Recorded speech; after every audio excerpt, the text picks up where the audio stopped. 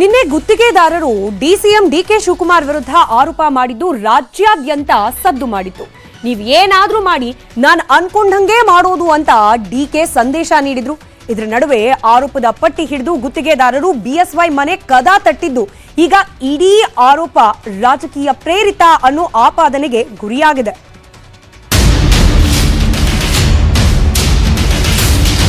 ರಾಜ್ಯ ಸರ್ಕಾರ ಹಾಗೂ ಬಿಬಿಎಂಪಿ ವಿರುದ್ಧ ಬೆಂಗಳೂರು ಗುತ್ತಿಗೆದಾರರ ಸಂಘ ಮತ್ತೆ ಸಿಡಿದೆದ್ದಿದೆ. ಸಿಎಂ ಸಿದ್ದರಾಮಯ್ಯರನ್ನ ಭೇಟಿ ಮಾಡಿದ್ರು. ಡಿಸಿಎಂ ಡಿಕೆ ಶಿವಕುಮಾರ್ ಹತ್ರನೂ ಬಾಕಿ ಹಣಕ್ಕೆ ಅರ್ಜಿ ಹಾಕಿದ್ರು.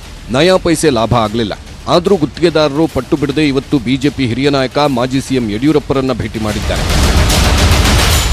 ಬೆಂಗಳೂರಿನ 28 ಶಾಸಕರಿಗೂ ಕೂಡ ಪಕ್ಷಾತೀತವಾಗಿ ನಾವು ಅವ್ರನ್ನ ಮನವಿ ಮಾಡ್ಕೊತಾ ಇದ್ದೀವಿ. ಅವ್ರನ್ನ ಅಪ್ರೋಚ್ ಮಾಡಿ ನಮ್ಮ ಸಪೋರ್ಟ್ಗೆ ನೀವು ನಿಂತ್ಕೊಬೇಕು. ಮುಖ್ಯವಾಗಿ ಸನ್ಮಾನ್ಯ ಕೃಷ್ಣ ಬೈರೇಗೌಡರು ಮತ್ತು ಸನ್ಮಾನ್ಯ ಬೈರತಿ ಸುರೇಶ್ ಅವ್ರನ್ನ ಭೇಟಿ ಮಾಡಿದ್ವಿ.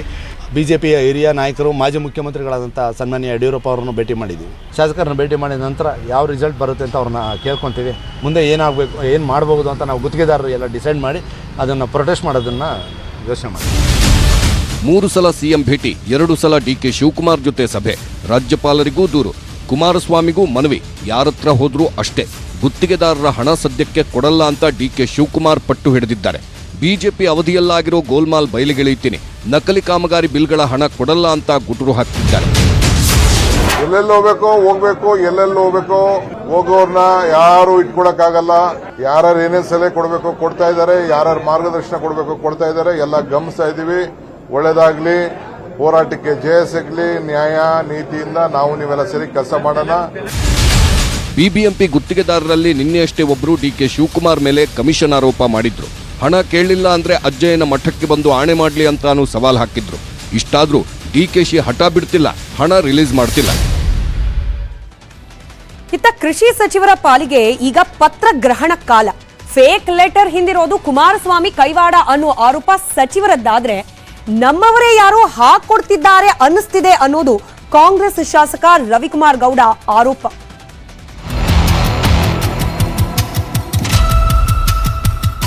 ಕೃಷಿ ಅಧಿಕಾರಿಗಳಿಂದ ಕೃಷಿ ಸಚಿವ ಚಲುವರಾಯಸ್ವಾಮಿ ಲಂಚ ಕೇಳಿದ್ದಾರೆ ಅನ್ನೋ ಪತ್ರ ರಾಜಭವನಕ್ಕೆ ತಲುಪಿತ್ತು. ಈ ಪತ್ರ ನಕಲಿ ಅನ್ನೋದು ಸಚಿವರ ಮಾತು. ಆದ್ರಿವತ್ತು ಅದೇ ಪತ್ರ ಸಚಿವ ಚಲುವರಾಯಸ್ವಾಮಿಯನ್ನ ರಾಜಭವನಕ್ಕೆ ಕರೆಸಿಕೊಂಡಿತ್ತು. ರಾಜ್ಯಪಾಲ ಥಾವರ್ಚಂದ್ ಗೆಹ್ಲೋಟ್ ಅವರನ್ನ ಮಂಡ್ಯ ಕಾಂಗ್ರೆಸ್ ಶಾಸಕರ ಜೊತೆ ಬಂದು ಭೇಟಿ ಮಾಡಿದ ಚಲುವರಾಯಸ್ವಾಮಿ ಪತ್ರದ ಬಗ್ಗೆ ವಿವರಣೆ ಕೊಟ್ಟರು.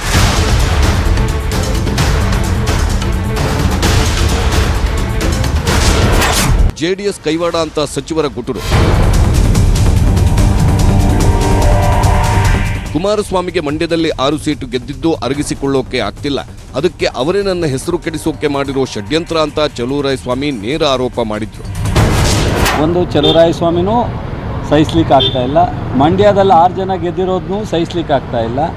ಸೊ ಒಬ್ಬರು 2 ಬಾರಿ ಮುಖ್ಯಮಂತ್ರಿ ಆಗಿದ್ದರು. ಸೊ ಈ ಮಟ್ಟಕ್ಕೆ ಇಳಿದು ಕೆಳಕ್ಕೆ ಇಂಥ ಫೇಕ್ ಲೀಡರ್ಗಳನ್ನ ಸೃಷ್ಟಿ ಮಾಡ್ತಕ್ಕಂಥದ್ದು, ಫೇಕ್ ವಿಚಾರಗಳನ್ನ ಮೀಡಿಯಾ ಕೊಡ್ತಕ್ಕಂಥದ್ದು, ಇದೆಲ್ಲ ಒಳ್ಳೆಯ ಸಂಸ್ಕಾರ ಅಲ್ಲ, ಸಂಸ್ಕೃತಿನೂ ಅಲ್ಲ. ಎಚ್ಡಿಕೆ ಅಲ್ಲ, ಕಾಂಗ್ರೆಸ್ ಒಳಗೆ ಮಾಡಿರೋ ಷಡ್ಯಂತ್ರ. ಚಲುವರಾಯಸ್ವಾಮಿ ಬಣದಲ್ಲೇ ಇರುವ ಕಾಂಗ್ರೆಸ್ ಶಾಸಕ ರವಿಕುಮಾರ್ ಗೌಡ ಆಡಿರೋ ಮಾತಿದೆ. ಜೆಡಿಎಸ್ ಅಥವಾ ಎಚ್ಡಿಕೆ ವಿರುದ್ಧ ನಾನು ಆರೋಪ ಮಾಡಲ್ಲ, ಚಲುವರಾಯಸ್ವಾಮಿ ಅವರ ವಿರುದ್ಧ ಪಿತೂರಿ ನಡೆಯುತ್ತಿದೆ. ಪಿತೂರಿ ಮಾಡುವವರು ನಮ್ಮ ಪಕ್ಷದಲ್ಲೂ ಇರಬಹುದು ಅಂದಿರೋದು ಕಾಂಗ್ರೆಸ್ ಒಳಗೆ ಹಿತಶತ್ರುಗಳಿದ್ದಾರೆ ಅನ್ನೋದಕ್ಕೆ ಪುಷ್ಟಿ ಕೊಡುತ್ತಿದೆ. ನಾನು ಕುಮಾರಸ್ವಾಮಿಯವರಾಗಲಿ ಇನ್ನೊಂದು ಪಕ್ಷದವ್ರ ಮೇಲೆ ಆರೋಪ ಮಾಡ್ತಾ ಇಲ್ಲ. ತನಿಖೆ ಮಾಡಿ ಯಾರಿದ್ದಾರೆ ಇದ್ರ ಹಿಂದೆ ಕಂಡಿಡಿರಿ. ಕಂಡಿಡಿದ ಮೇಲೆ ಸಾಕ್ಷಿ ಸಮೇತ ಮಾತಾಡೋಣ. ಯಾಕೆ ಸುಮ್ಮನೆ ನಾನು ಇವಾಗ ನಮ್ಮ ಪಕ್ಷದವ್ರು ಇದ್ದಾರ, ವಿರೋಧ ಪಕ್ಷದವ್ರು ಇದ್ದಾರ, ಇನ್ನೊಂದು ಇದ್ದಾರ, ತನಿಖೆ ಮಾಡಿ ನಮ್ಮ ಪಕ್ಷದವ್ರು ಇದ್ರು ಒದ್ದು ಒಳಗಾಕಿ. ನಕಲಿ ಪತ್ರದ ಬೆನ್ನತ್ತಿದ ಸಿಐಡಿ ತಂಡ. ಚಲುವರಾಯಸ್ವಾಮಿ ಲಂಚ ಕೇಳಿದ್ರು ಅನ್ನೋ ಪತ್ರ ಬರೆದಿದ್ಯಾರು ಅನ್ನೋದು ಈಗಲೂ ನಿಗೂಢ. ಪತ್ರ ಬರೆದವರ ಹೆಡೆಮುರಿ ಕಟ್ಟೋಕೆ ಸಿಐಡಿ ಐಜಿಪಿ ಪ್ರವೀಣ್ ಮಧುಕರ್ ಪವಾರ್ ನೇತೃತ್ವದ ಸಿಐಡಿ ಟೀಮ್ ಇವತ್ತು ಮಂಡ್ಯಕ್ಕೆ ಬಂದಿತ್ತು. ಮಂಡ್ಯ ಡಿಸಿ ಕಚೇರಿಯಲ್ಲಿ ಕೆಲವರನ್ನ ವಿಚಾರಣೆ ಮಾಡಿದ್ರು. ಆಮೇಲೆ ಜಂಟಿ ಕೃಷಿ ನಿರ್ದೇಶಕ ಅಶೋಕ್ ಕಚೇರಿಯಲ್ಲಿ ಪರಿಶೀಲಿಸಿದ್ರು. ಮೈಸೂರಲ್ಲೂ ಸಿಸಿಟಿವಿಗಳನ್ನೆಲ್ಲ ಹುಡುಕಾಡುತ್ತಿದ್ದಾರೆ. ಕಾಂಗ್ರೆಸ್ ಸರ್ಕಾರಕ್ಕೆ 2.5 ತಿಂಗಳಾಗಿದೆ. ಈ 2.5 ತಿಂಗಳಲ್ಲಿ 4 ಪ್ರಕರಣಗಳನ್ನ ಸಿಐಡಿ ತನಿಖೆಗೆ ಮುಖ್ಯಮಂತ್ರಿ ಸಿದ್ದರಾಮಯ್ಯ ಕೊಟ್ಟಿದ್ದಾರೆ. ಆ ಕೇಸ್ಗಳನ್ನ ಒಂದ್ಸಲ ರೀಕಾಲ್ ಮಾಡ್ತಾ ಹೋಗೋಣ. ಯಾವುದು 4 ಪ್ರಕರಣಗಳು ಸದ್ಯಕ್ಕೆ ಸರ್ಕಾರದಿಂದ ಸಿಐಡಿ ತನಿಖೆಗೆ ವಹಿಸಲಾಗಿರುವುದು ಅಂತ ಹೇಳಿ. ಮೊದಲನೇದು ಬೆಳಗಾವಿಯಲ್ಲಿ ನಡೆದ ಜೈನ ಮುನಿಗಳ ಹತ್ಯೆ ಪ್ರಕರಣ. ಈ ಪ್ರಕರಣದ ಸುತ್ತ ರಾಜಕೀಯ ಆರೋಪ ಪ್ರತ್ಯಾರೋಪಗಳ ಸರಣಿನೇ ಕೇಳೋಕ್ ಸಿಕ್ತು. ತನಿಖೆ ಸರಿಯಾಗಿ ಆಗ್ತಾ ಇಲ್ಲ ಅನ್ನೋ ಆರೋಪ ಕೂಡ ಕೇಳೋಕ್ ಸಿಕ್ಕಿತ್ತು. ಈ ಘಟನೆ ನಡೆದಿದ್ದು ಜುಲೈ 7ನೇ ತಾರೀಕು 2023ರಲ್ಲಿ ಬೆಳಗಾವಿಯಲ್ಲಿ ನಡೆದಿದ್ದ ಪ್ರಕರಣ. ರಾಷ್ಟ್ರ ಮಟ್ಟದಲ್ಲಿ ಜೈನ ಸಮುದಾಯ ಪ್ರತಿಭಟನೆಗೂ ಕೂಡ ಮುಂದಾಯಿತು. ಕೇವಲ ಸಮುದಾಯ ಮಾತ್ರವಲ್ಲ, ರಾಜಕೀಯ ವಿರೋಧಿ ಪಕ್ಷಗಳು ಕೂಡ ಪ್ರತಿಭಟನೆಯನ್ನ ಮಾಡಿದ್ವು, ಆಗ್ರಹಿಸಿದ್ವು ತನಿಖೆಗೆ. ಹಣಕಾಸಿನ ವಿಷಯಕ್ಕೆ ಹತ್ಯೆ ಅಂತ ಹೇಳಿ ಸಾಬೀತುಪಡಿಸೋ ಹಂತಕ್ಕಿರೋ ತನಿಖೆಯನ್ನ ಸಿಐಡಿಗೆ ವಹಿಸಲಾಗಿದೆ. ಪ್ರಕರಣ 2 ಯಾವುದು ಗಮನಿಸ್ತಾ ಹೋಗೋಣ. ಬಸ್ ನಿರ್ವಾಹಕನ ಆತ್ಮಹತ್ಯೆ ಯತ್ನ ಪ್ರಕರಣ.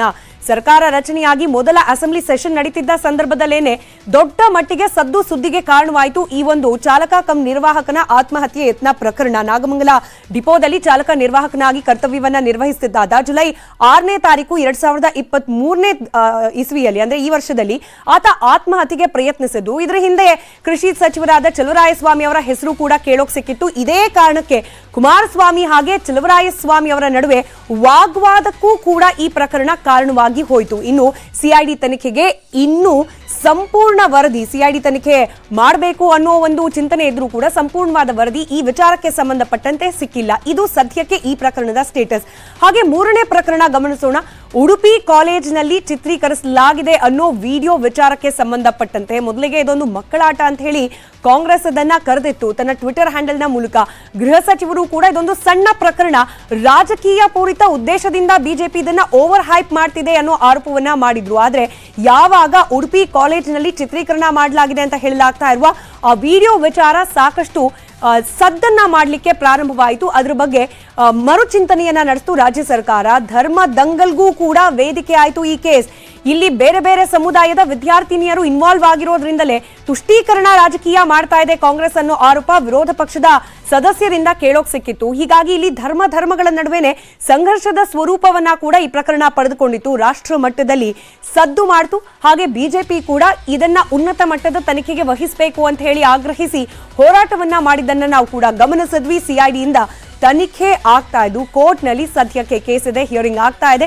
ಈ ಪ್ರಕರಣದ ಸತ್ಯಾಸತ್ಯತೆ ಹೊರಬರೋದು ಬಾಕಿ ಇದೆ. ಅಲ್ಲಿಗೆ 3 ಆಯ್ತು. ಮತ್ತೊಂದು ಪ್ರಕರಣ ಯಾವುದು ಗಮನಿಸ್ತಾ ಹೋಗೋಣ. ಕೃಷಿ ಅಧಿಕಾರಿಗಳಿಂದ ಹಣಕ್ಕೆ ಸಚಿವರು ಒತ್ತಡವನ್ನ ಹಾಕಿದ್ದಾರೆ ಅನ್ನೋ ಪತ್ರ.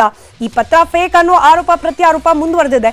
ಆದ್ರೆ ಈ ವಿಚಾರಕ್ಕೆ ಸಂಬಂಧಪಟ್ಟಂತೆ ಯಾರ ಮೇಲೆ ಆರೋಪ ಕೇಳೋಕ್ ಸಿಕ್ಕಿತ್ತು? ಕೃಷಿ ಸಚಿವರಾದ ಚಲುವರಾಯಸ್ವಾಮಿ ಅವರೇ ಹೇಳ್ತಿದ್ದಾರೆ ತನಿಖೆ ಆಗಿದ್ದಾಗ್ಲಿ ಇದು ಫೇಕ್ ಅಂತ ಹೇಳಿ ಗೊತ್ತಾಗತ್ತೆ ಅಂತ ಹೇಳಿ. ಇನ್ನು ರಾಜ್ಯ ಸರ್ಕಾರದ ಮೇಲೂ ಕೂಡ ಈ ಒಂದು ಪತ್ರ ವಿಚಾರಕ್ಕೆ ಸಂಬಂಧಪಟ್ಟಂತೆ ಪೊಲಿಟಿಕಲ್ ಪ್ರೆಷರ್ ಕೂಡ ಬಿಲ್ಡ್ ಆಗಿದೆ.